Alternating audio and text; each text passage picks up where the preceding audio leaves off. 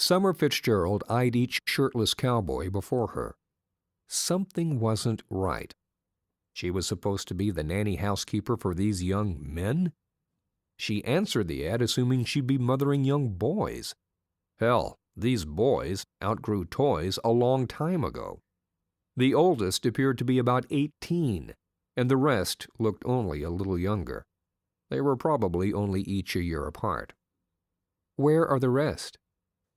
"You're looking at all of us," said the second tallest. The oldest elbowed the one beside him. "Put your shirts on. I heard it isn't polite to be without a shirt in front of a lady. I'm Matt. This here Yahoo is Mark. Luke is next, and the little squirt is John." Her eyes widened. They intended to grow bigger? "Nice to meet you. I'm Summer, but I have a feeling I'm in the wrong place. I answered an ad to help out with boys."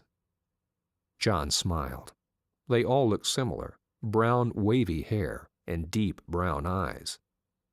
"That's us, ma'am." "Surely you're old enough to take care of yourselves." All the boys suddenly peered over her shoulder. Summer turned to see what they were looking at and almost gasped. Now this was a mature cowboy, an extremely handsome one at that. He would be the oldest brother, older than her 25 years.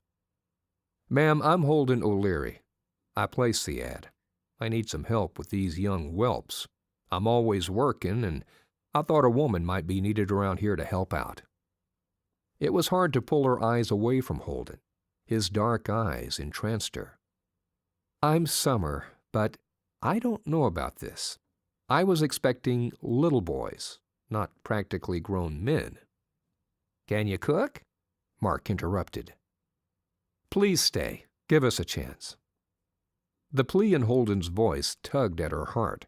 She stared at the ground and shuffled her feet. Would she be able to do the job? She glanced up at Holden, and her heart raced. She shook her head. "I thought the job was for a live-in nanny housekeeper. Small children I can handle, but I'm not sure about teenagers. It wouldn't be a good fit for me." Holden took a step toward her. His wide shoulders were broader up close. "I apologize. I know I stretched the truth a bit." "Stretched? You totally misled me, and I don't know if I can work for someone who isn't up front with me." His grin was a mix of guilty and sexy. "Look, I'm really sorry. Damn. We're not off to a good start, are we? I'd be obliged if you'd reconsider. The last two are really just babes." Luke, a smaller version of his eldest brother, stepped forward with a wide scowl on his face. "Babes? I'll show you a babe." He lowered his head and lurched forward, butting his head into Holden's abdomen. Holden grabbed Luke by the collar of his shirt. "What do you think?" Holden glanced her way and smiled, letting Luke go. "We don't usually fight." Laughter started to bubble up inside her, and she quickly suppressed it. Holden wasn't telling her the truth about anything as far as she could tell.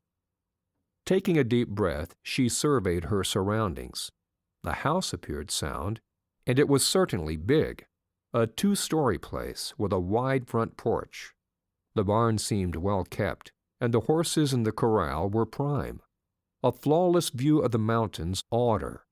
Whoever first settled this place had picked a perfect piece of land. Any objections faded away as she remembered how much gas she didn't have in her car. It was barely enough to take her back to Carlston, but she would come up with something. "Nice to meet y'all, but I'll pass." She turned and walked to her car. She just opened the car door when a big tan hand grabbed it. "I'll pay you double.